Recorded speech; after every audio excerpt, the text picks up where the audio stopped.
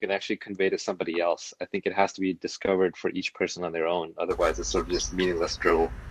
But I would say I have a very intimate relationship with, I don't even know what to call it. I don't know if God is the right word, but whatever this thing is. And I think that comes mostly from spending time alone. The more time I spend alone, the more I feel connected to everything, which is kind of ironic, right? Because we, in the popular parlance, if you spend time alone, you're lonely. But I think it's opposite. I think the more you spend time alone, the more you settle into yourself. The more you settle into yourself, the more you just sort of stop thinking so much, and you kind of connect with everything. And I find that moments when I am in relatively peaceful and solitude, I feel very connected to everything. And that is my personal relationship with the thing that maybe you mean by the word God. What is the first memory that you have of a lived experience of something you would have identified, that you would identify now as having been God? Yeah, that's a pretty personal question. I'm going to choose not to answer that, honestly. Forgiven. That's excusable. I would say that space is most easily accessed through meditation. And, it's just, if you get into it, if that's the thing that you enjoy. I think for some people, like, it might be runs in nature. For other people, it might be reading scripture. For some people, it might be prayer. For some people, it might just be, I don't know, pick your own, maybe going even kite surfing. But I think it's when we are alone and when we are connected with nature that we feel small and everything else feels big. And there's that moment of awe, AWE, awe. Like, I love that word because that's why I love science, because it's awe-inspiring, right? When you really understand something scientifically that literally blows your mind, quote unquote, then you have this feeling of just awe and just looking at something, and you forget yourself. You feel so small and everything else feels so big, and you disappear. And that's the moment of connection with God. Mm-hmm. And you can get that by looking at a great piece of art. You can get that by looking at a sunset. You can get that by understanding a scientific principle. You can get that from reading from a line from the Bible or the Bhagavad Gita, or you can get it yourself with your eyes closed when you're meditating, or you're stretching, or doing yoga, or going for a run, or what have you. But those are the moments I live for. And it's those moments where you disappear, and you're just, and it's not that you disappear in the sense that you are nothing, but more in the sense that you become part of everything, right? There's just two sides of the same coin. You can interpret it either way you like.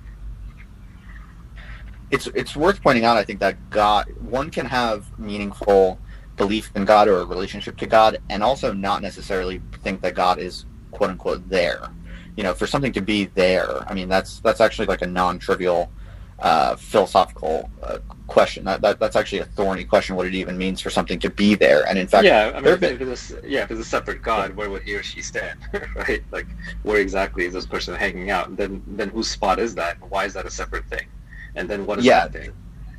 That's right. So one can be actually quite devout and also affirm a understanding of God that basically says God is not there, that God is a withdrawn God. A lot of the most genius religious thinkers in history I don't buy that either. Where would God be withdrawn to?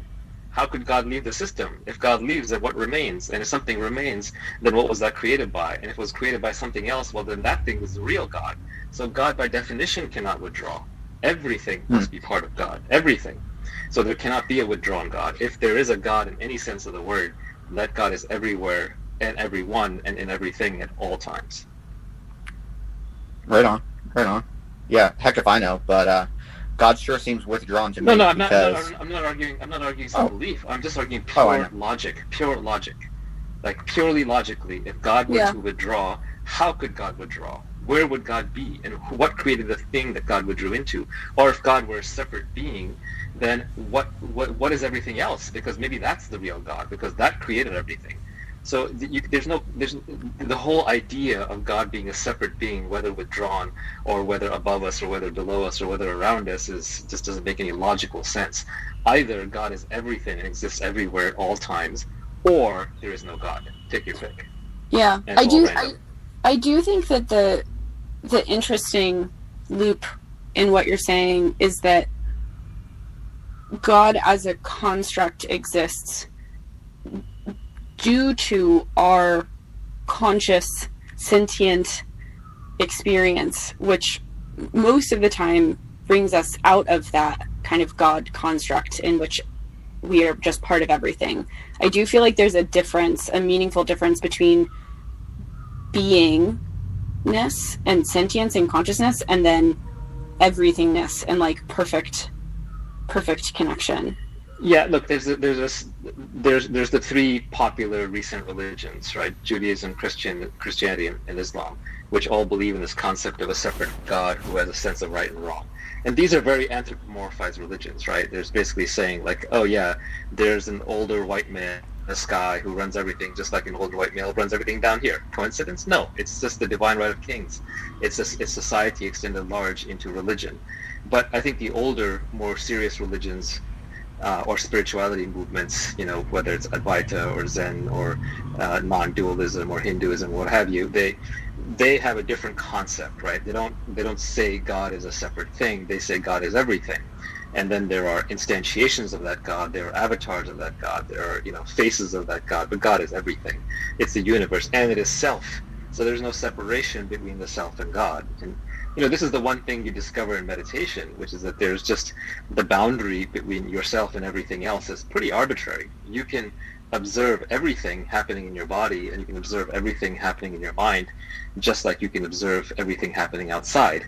And if you were truly objective and not scared or fearful for your body's survival, which of course you are, but if you weren't, like say if you were really relaxed, like in a deep state of meditation, then all of that would blur together, and you would have this feeling of oneness. And oneness means no fear. It just brings all that remains as bliss or love or whatever you choose to call it. But I think that is the root of spirituality in all religions, actually. And then in some of the more modern religions, it's gotten turned into this good versus evil, right and wrong. But I always find that one ironic. It's like, okay, God is going to judge me, really? Well, then that means that I must somehow independently be responsible for my actions. That means that there's something within me that can override my DNA, and it can override my conditioning, which were, of course, environmentally all provided by God. So then there's something separate in me that can make decisions and be judged, which means that I am free from God. God has no control over me. So in that case, aren't I God? Like, aren't I an equal? Like, what gives God the right to judge me? The whole thing makes no logical sense. But yet here we are with the majority of the world falling into those few religions. Well, isn't it possible to imagine that we do live in a simulation, and that the simulator is another name for God, and God is basically sitting outside the simulation, watching the simulation play out? Simulation theory doesn't solve anything, because it's just bumping God up one more level and just calling him or her the great programmer instead. It's still the exact same questions with the exact same answers. The only thing that simulation theory adds is it adds a probability-based explanation as to how the mechanism that a God might use. But otherwise the same thing, because again, how can a God judge you in a simulation when that God programmed that simulation? That's like me programming a video game and then holding the characters in the video game responsible for their actions. I programmed the damn game. Yeah. So, yeah.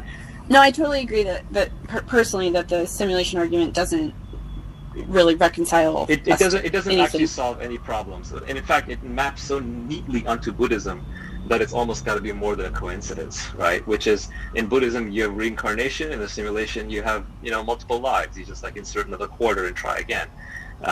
In Buddhism, you have a concept of nirvana when someone kind of sees that they're one with everything, and they kind of just basically check out.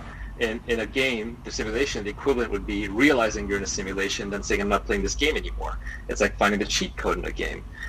So there's a lot of pieces of simulation theory that just map right onto Buddhism, but they don't actually explain anything better other than just showing a specific scientific and probability-based mechanism through which it could have been implemented. But it doesn't actually solve any problem. For example, it doesn't solve any problem of, well, what would God want me to do? What is the right thing to do and what is the wrong thing? It's actually not even falsifiable, so it's not even really science. So it's kind of entertaining to me that a lot of otherwise very smart thinkers, scientific people, waste a lot of time in simulation theory. It's an unfalsifiable belief. There's no test you can run that could show that the simulation is false. It also doesn't make any risky or narrow predictions, so it's a bad explanation. And it's very easy to vary after the fact, so it's also a very bad explanation. Yeah, it's inadmissible in kind of rational civic discourse for those reasons. You're right, but it's not impossible to conceive. It's possible that Sure, but it's oh, but I possible can that it's a conceive true some, description, but I can, and it would be a I can non-trivial conceive. description. Okay, but I can conceive so many things. For example, I can conceive that instead of being a simulation, programmed by some, benevolent programmer, that it's a simulation programmed by an insect alien who's holding us, captive and milking us for blockchain codes, or hashes, or somebody else who's using us for battery power. It's all a joke, or we're a kid's computer gone mad. Like, you can just come up with unlimited variations on this, all of which are equally nonsensical, and there's no way to distinguish between them. So it's a completely nonsense line of exploration. It's not even an interesting question because, again, it's not falsifiable. So the set of things you would have to consider if you started considering things like that is infinite. Yeah, totally. Yeah, that's why it's so crazy to talk about God, and fascinating also. Well, let's talk about God seriously, right? So there were people in human history who tried to approach this very, very seriously, right? Mm-hmm. And these were extremely logical and scientific people. Like, if you ever read Leibniz on free will, he goes through huge gyrations to prove that free will was a real thing. Back when he was living, everyone was a determinist, and so people would argue all the time free will because it's very intimately connected with the notion of God, right? Ted Chiang has this great short story in which there's like they invent this device which destroys the idea of free. You can basically see the device can always predict whether you're going to push a button or not before you push it. And so people kind of see this, and half of them sort of lose all their desire and willpower to do anything and sort of go insane because they're like, well, I don't have any free will, so what's the point of doing anything, right? So the free will the free will question is very intimately linked to the God question. And so great thinkers in time have explored that. And I would argue that they were considering free will before we knew about the concept of emergence and complexity. And a lot of so-called free will can be explained by emergent properties of complex beings that then exhibit behaviors that are completely different, their constituent parts. So even if you think the universe is deterministic and all billiard balls crashing into each other, an emergent creature on top can still not be explained by the constituent collisions in some predictable way, and can have emergent properties of how they behave. And then the outside actor doesn't quite know how to model that, so they have to attribute that to free will. Anyway, it's going a little aside, but this is related to the God question, because now people have also approached the God question in supposedly logical ways. So there was a monk, I don't remember if he was French. Anyway, his name was Anselm, and he came up with a God proof. He came up with the first hardcore proof of the existence of God, and it was called like the ontological proof of the existence of God. And I don't remember how it goes exactly, but the high level trick that he does is he basically says, look, God is the definition of God is perfection, and if a perfect thing must exist, or it must be imperfect, or it would be imperfect. And so because I can imagine perfection, it must exist. Otherwise, it's not perfect, and I haven't imagined perfection.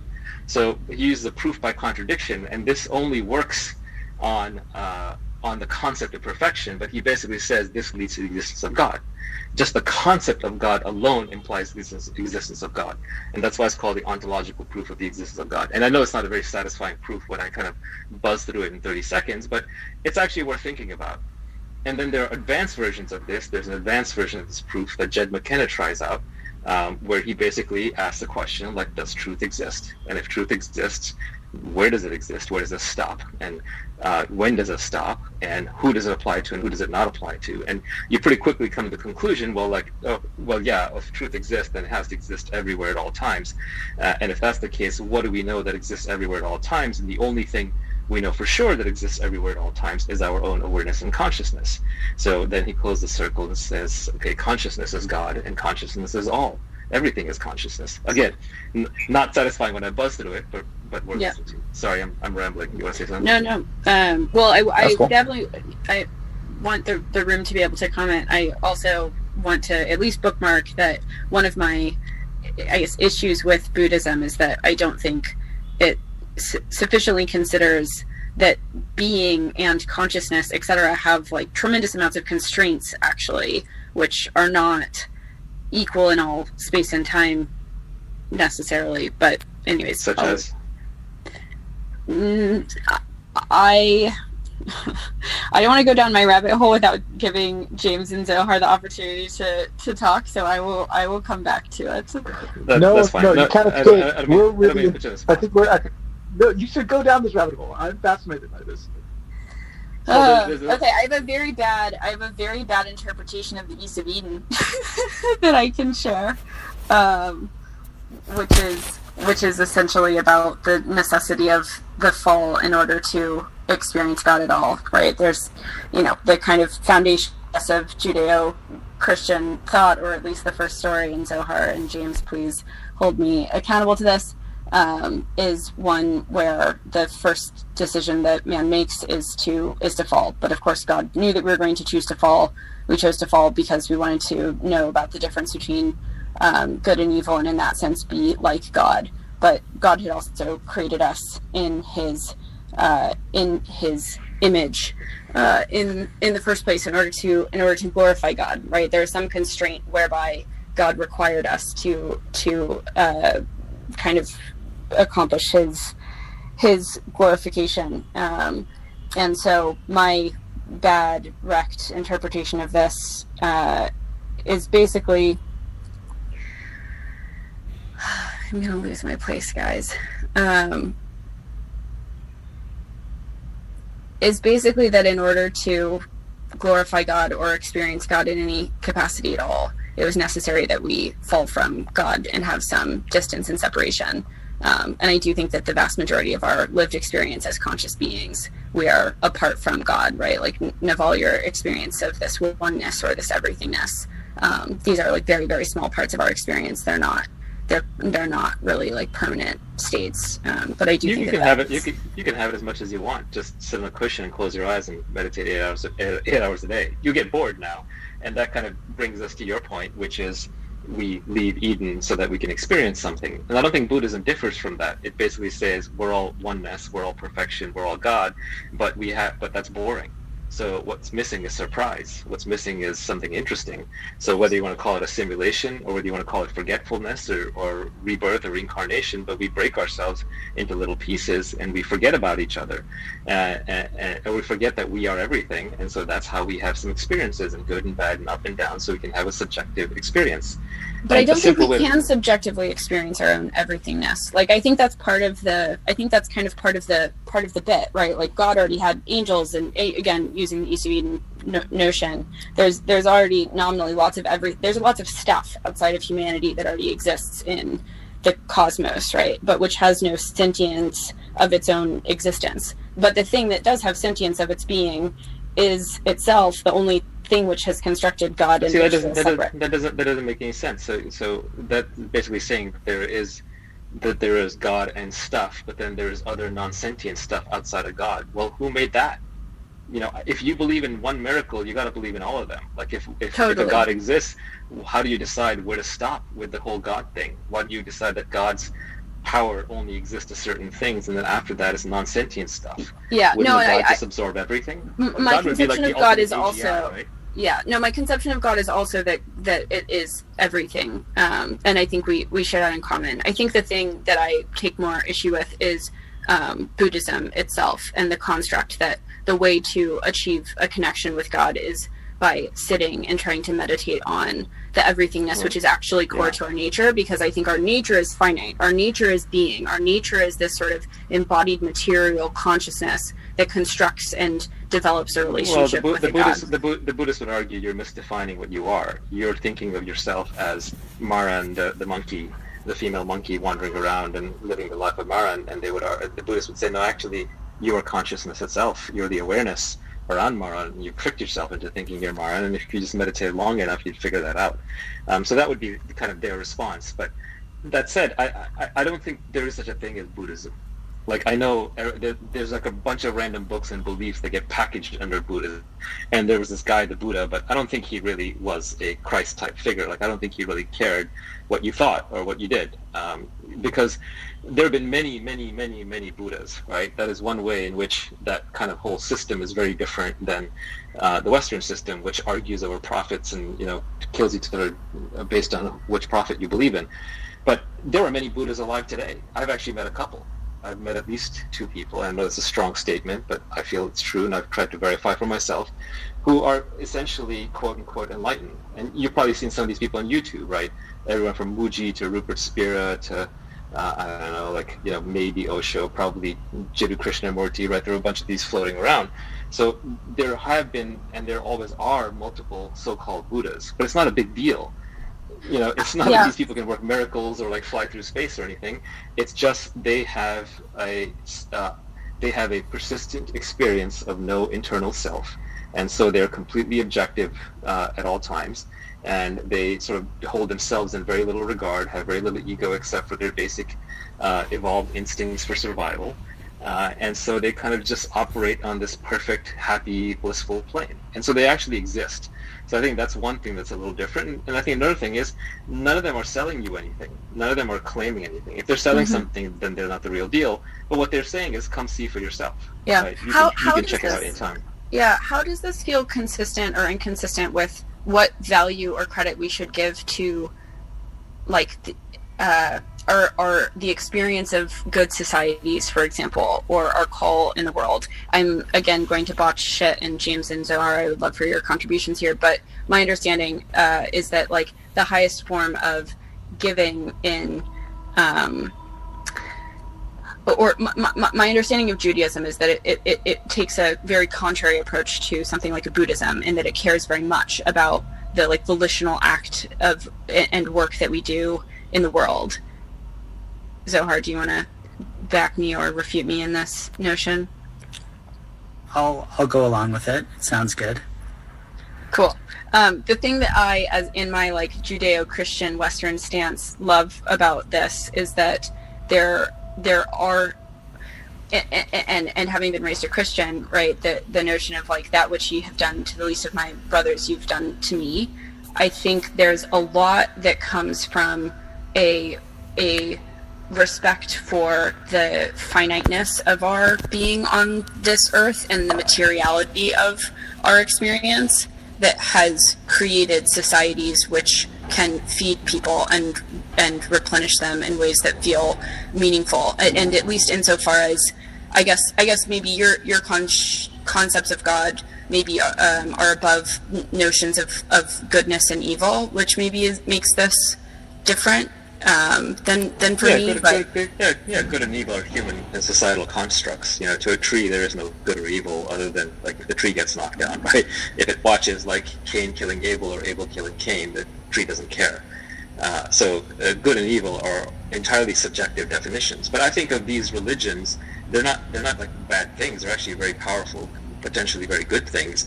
They're cultural operating systems. They are sets of shared beliefs, sacrifices, values, how-tos, to-dos, and some basic rules for, how to behave and kind of what God and the universe looks like, so the average person can kind of just say, okay, this is the minimum efficient set we can all believe in and operate with each other, and then we all eat together, and we go to war together, and we raise families together, and we know how to live together. So these are cultural OSs, but I don't take them incredibly seriously in their detailed pronouncements, because they're much more likely to be collections of efficient social codes that are good for society, but they're not good for the individual. True religion is individual. True spirituality is individual.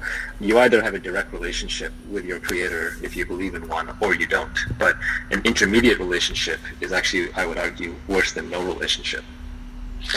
I mean, I'm inclined to think that if they are good operating systems, as you're willing to admit, and arguably better operating systems than the default kind of liberal, atheistic, secular operating system, then that's enough in my mind to make them true. Well, but they can't all be true, right? There's a great old Far Side cartoon where all these people are standing outside the pearly gates, and there's a Hindu and a Christian and a Buddhist and whatnot, and St. Peter gets up and opens a scroll and says, "Oh, the correct answer is Mormon. The correct answer was Mormon." Right? And I think that just tells you sort of like the problem with the religions is the way they're laid out is they're mutually exclusive. They can't all be right. And so if Christianity is true, then Islam is false, and Judaism is false. If Islam is correct, then the others are false, right? So that right there, and then what are the odds? So how would you measure the relative? How would you measure the relative truth or falsity of any one of these I think I don't like to think of them as right or wrong or good or bad. I think they're just cultural and sociological constructs for the people in that region to get along. I think deep down, when they say God, and if you put someone in a room and you lock them up for call it 24 hours, and there's nothing in the room, you're like, I'm going to lock you in this room for 24 hours, and I want you to focus on nothing but whatever comes to mind when you think about God, right? I want you to feel God. I just want you to feel it. I think they would all have roughly the same experience. I don't think that some of them would be like, well, God wears white, and somebody else would be like, God wears black. I think they would get past that pretty quickly, and as soon as you try to feel it, it's one of those indescribable qualia, right? Like, it would just feel like it's like a similar kind of thing. And so I kind of keep going back to, I'm not here to judge Judaism or Christianity or Hinduism or Islam, right? They're all fine as sociocultural contexts. But when you talk about God, if you really are serious about the question of is there a God, then you don't crack open a book, you go looking for yourself. How could it be in a book? If it was in a book, totally. That means some monkey wrote it down. And if some monkey wrote it down, well, you're a monkey too. You can write it down. Your viewpoint is as good as theirs. And if somebody came to you and says, hey, I saw God and God wants X, there's no way you would believe them. So the only way any relationship with God works is a direct and personal one. And if that's the only way it works, then why does what any book say have anything to do with it? Can I just pop in here? Please. This is so awesome. I'm loving this. My question is, let's grant your premise that God is everything. Why is it that so few people have come to that conclusion? And the second part to the question is, if in modern times more people are coming to that conclusion, why is modernity, or why is our moment better suited to that discovery? Is there a metaphysical explanation that, as it were, being wants to be known, wants to be discovered, or is it just chance, just random, that Spinoza thought God was everything, and yet that conclusion came to him alone? Hegel thought that he was at the end of history, but nobody else in his moment, except for him, had that thought. Yeah, first of all, I'm not the first one. I'm probably the billionth one, or somewhere in that number range, because there are entire belief systems, including a lot of Hinduism and Buddhism and Advaita, and I'm sure there are other Chinese equivalents which sort of believe that. And I think if you were to ask a child, if you were to try and define God to a child without referring to an existing religion, you'd probably end up with something a lot like a definition of God being everything, because even a child would point out, well, is God that flower? Well, you'd probably have to say, yeah, God has control over that flower. God created that flower. Basically, if you believe that God created everything, then that's the same as God is everything, right? Because He created everything.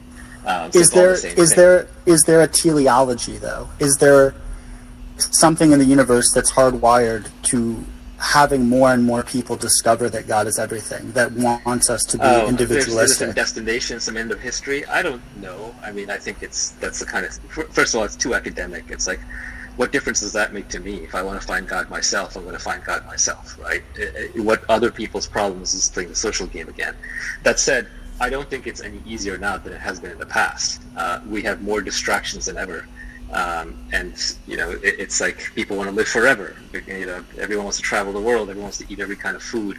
People can't settle down because they can date everybody, right? So we have more ups and downs and distractions. We're addicted to our phones. So I think the amount of time spent in solitude is going down.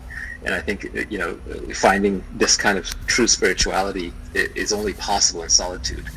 And even like spiritual groups, they're mostly about meeting new people, having sex, making money, right? They all degenerate to having parties. So if you go into any meditation group or yoga group, right, very quickly it turns into exercise. Or even like if you go to a prayer group, right, it's much more becomes about the sociological and cultural aspects. If you are really, really, really, let me just make one point here. If you really thought that there's a strong possibility that God exists, and if you had thought that through, you would realize that there is nothing more important in your life, and I mean absolutely nothing, than establishing a connection with that. And so once you come to that realization, you literally wouldn't leave the house. you'd say no to everything else, everything that it didn't take to survive until you figured it out. So all of us here are just, mental masturbating about what God might be. We don't really think God exists. Or if we do, we're scared of it, or we're just kind of lost about it. Because if we really thought that, we'd be working hard on establishing our personal connection.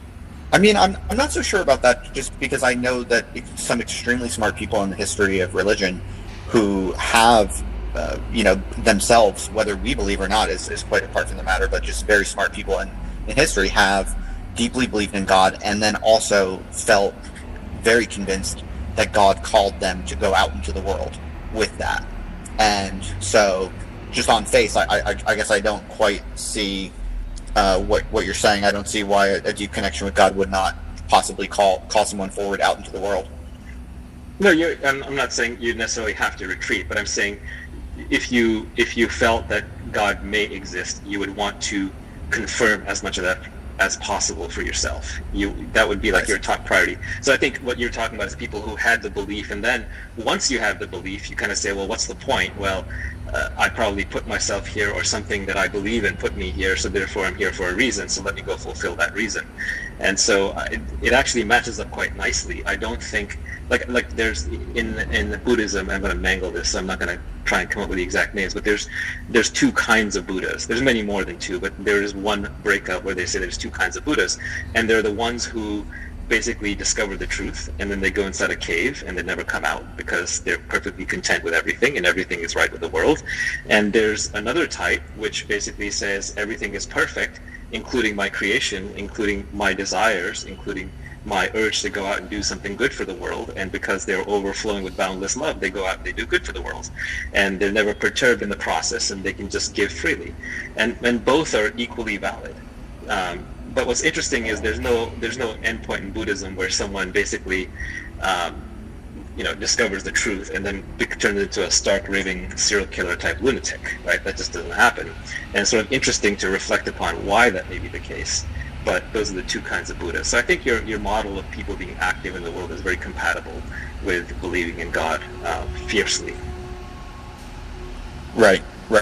I quite liked where Zohar was going a moment ago with the sort of the natural history of religion. I mean, it is compelling what you say, Naval, about the thesis that God is everything and everywhere, but it is kind of curious that this idea or insight only comes quite late. It does take modernity. It does take someone like Spinoza to really systematize this intuition.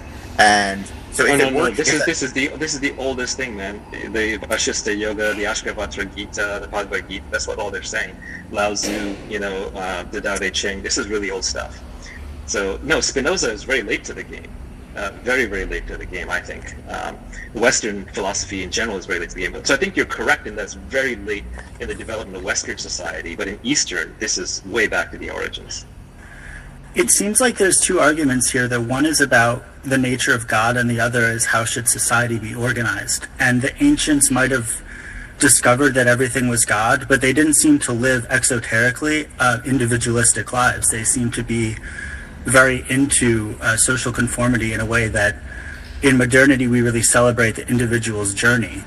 And so if you think that religion is a construct, and that religion by and large gets in the way of this discovery that God is everything, it didn't seem to be the case for the ancients that was the case. On the contrary, it seemed like they accepted those constructs and then kind of kept it to themselves as a mystical secret that God was everything, but they still participated in traditional liturgy and traditional rituals that maybe to a modern would seem kind of backwards or not progressive enough.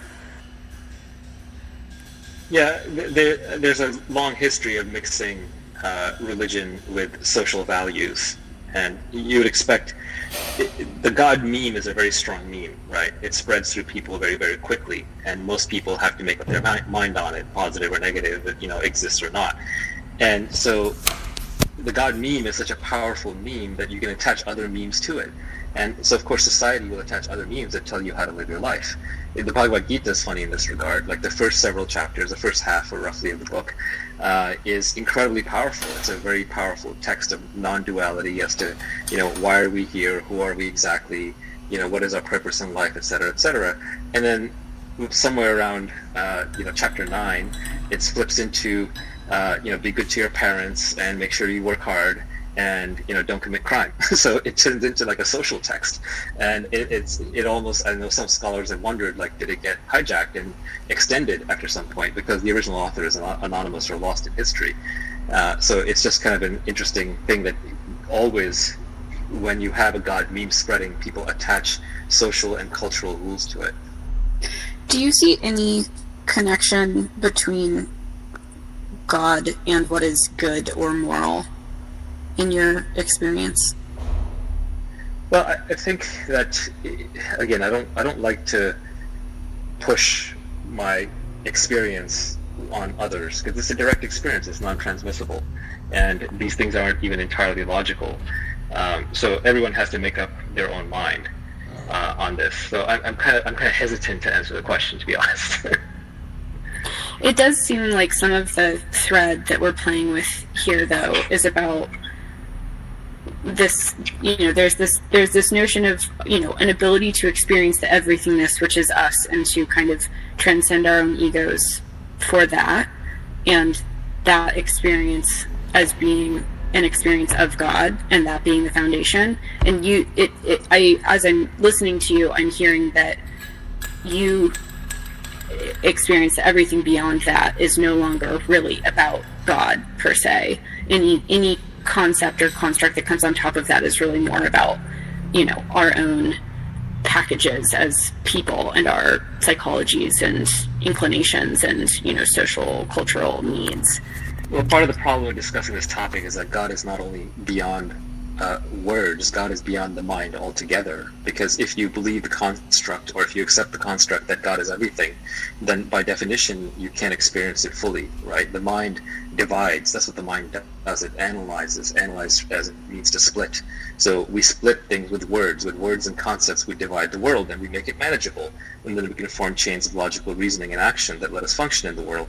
But the very act of the mind is to split the world into pieces. Before you have a mind, a notion of mind, when you're just maybe a newborn baby, maybe in the beginning you don't even know 3 dimensions versus 2 dimensions. It's just the field is moving, and then you realize, oh, actually I'm moving in 3 dimensions. And then the next thing you split the world with is you probably say, oh, that is a figure moving against a background. It's not just paint spilling around all over. Then you say, oh, that's probably like an organic being, and that's an inorganic thing, and so on and so forth. So it's the nature of the mind to split the world. And if there is such a thing as a God that is everything, if you believe that, then by definition the mind is always in the way of seeing that thing, and articulating it is an impossibility. So any relationship with a God as an everything must be a personal one. It's a felt and lived experience that is beyond the mind and beyond words. Yeah, and this is the place where I feel I start to differ, which is I think we needed a mind in order to experience God at all. And outside of mind, how is there an experience of God? So I understand that there's a relationship there where you achieve your own smallness by stopping with the mensing, and that the mensing is oftentimes what gets us away from our relationships to God. And it strikes me as a necessary piece of our minds, however limiting, are also salvific in that they make it possible to reason about the concept of everything in the first place.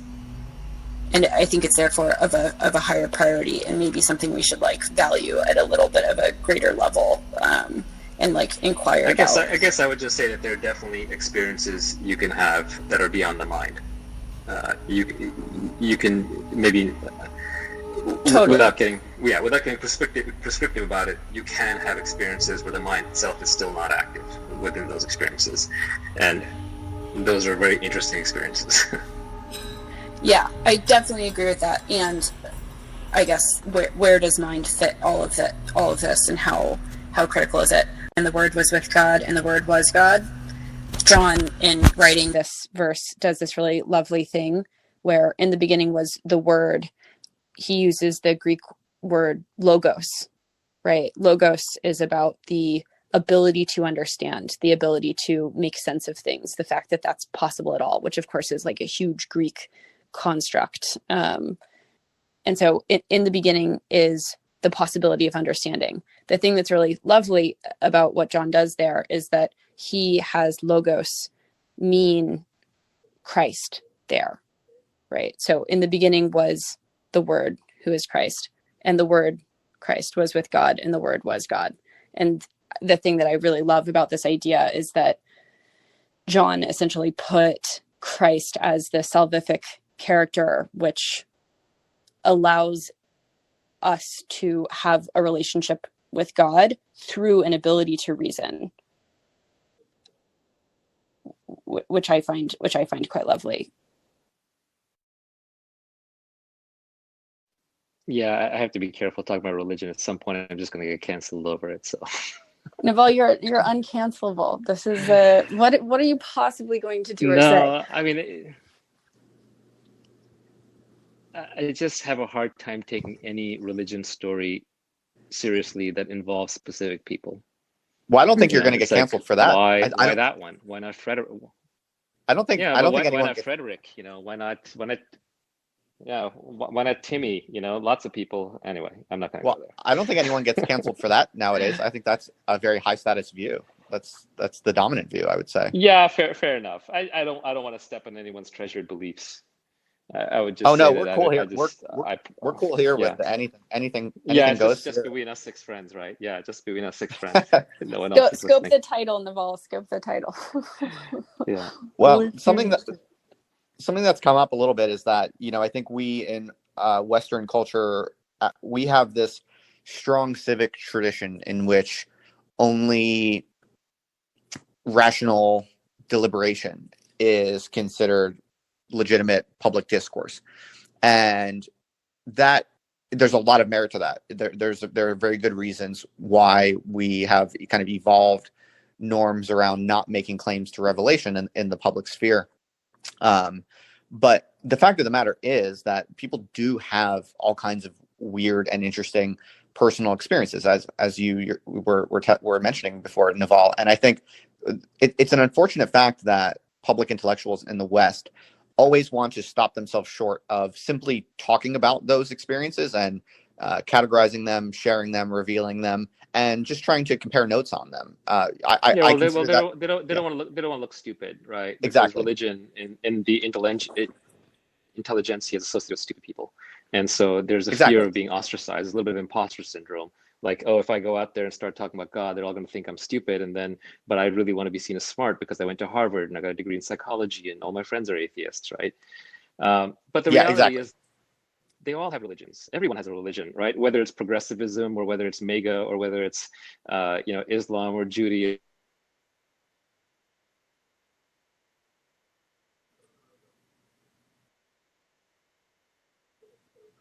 Anything bigger than yourself.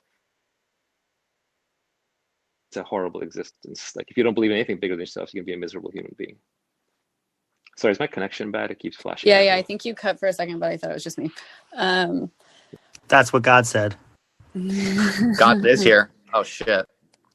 Oh shit. He showed up. We were hoping. Justin and I beforehand were like, maybe he'll show up. Oh. Damn, this actually worked. Nah.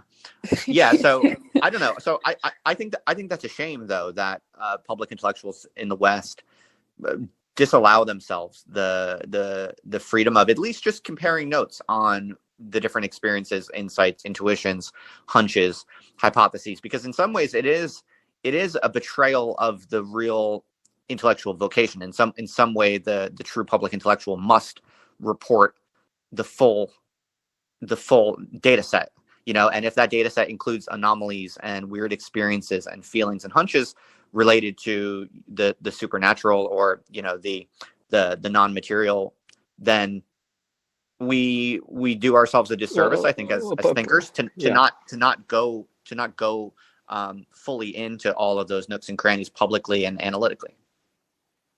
Well, I think religion was the name of God was taken in vain so much and used for so many horrible things in human history, that so many inquisitions and so many genocides and so many wars were fought over God, that I think at some point when we had Enlightenment era values, and I'm not talking about Buddhist enlightenment, I'm talking about like Renaissance enlightenment, with the thinkers, where we elevated pure logic and reason, then human society started making advancement after advancement and progress after progress, especially in science and the material world, that we just don't want to go back to that, what seems like almost like a savage religious world.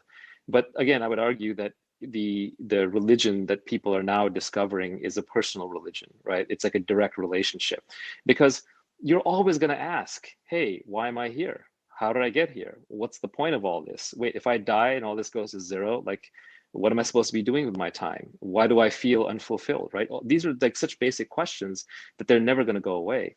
And so people are always going to find an answer to those questions. And whatever the answer is to the deep-seated, long-standing questions, whatever the answer is, that's what you call God. So it is built within us, this instinct to find the answer, to find the meaning. And I think that organized religion did a lot of bad stuff, and so now has a bad rap amongst the intelligentsia. But I think personal spirituality, people are finding it. And if they're not, then I feel bad for them, because it's a tough life without some personal spirituality. It's a very meaningless and empty life. It feels that way. Luther was very into the personal relationship with God, but he also was very skeptical of his own ability to connect with God, because he had the view that human nature is fundamentally distorted. And then we moderns, following Rousseau, kind of flip it. So we have the individualism, but we start from the assumption that we're fundamentally trustworthy and good. And I'm wondering if you take a stand on that. Should we err on the side of believing our own experience, or should we be skeptical of ourselves? Like, there's this phrase, spiritual bypass, that's sometimes used to talk about people who claim enlightenment or think that because they've had one good experience that now they've figured it all out. Are we in danger of overemphasizing our understanding of God because of this Rousseauvian legacy? Should we be more Lutheran?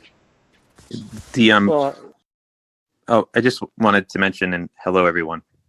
Also, please forgive me for being a little tired tonight. We can't hear you, Jacob. You just got you sounded fine, and then you got very soft. You must have covered the mic. Am I still here? You're good. Go ahead. Okay. Yeah, I was covering the mic. The Christian tradition is sort of fractally non-dual, and that the experience of God is, in one way this shows up, is that the experience of God is both an individual and communally mediated thing. And the individual component of that is a source of dynamism and reform. We have like the monastic tradition of the saints. We have people that go out into the desert by themselves and experience God, and they talk about God in a new way to the community when they return, and they become the source of a lot of fresh energy in the system. But it's also communally mediated, which keeps people from going off the rails, from turning into antisocial delusions. And so I think that there are also like more powerful experiences that are available to socially mediated consciousnesses that aren't available when they're fragmented.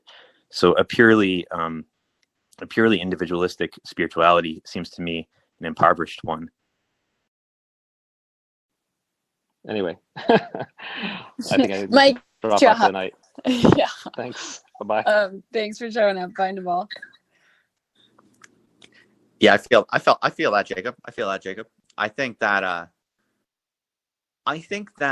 I would like to ask Naval if he was still here, like, where did he get the ideas of how he approaches his spiritual experience? If he, it comes from a certain set.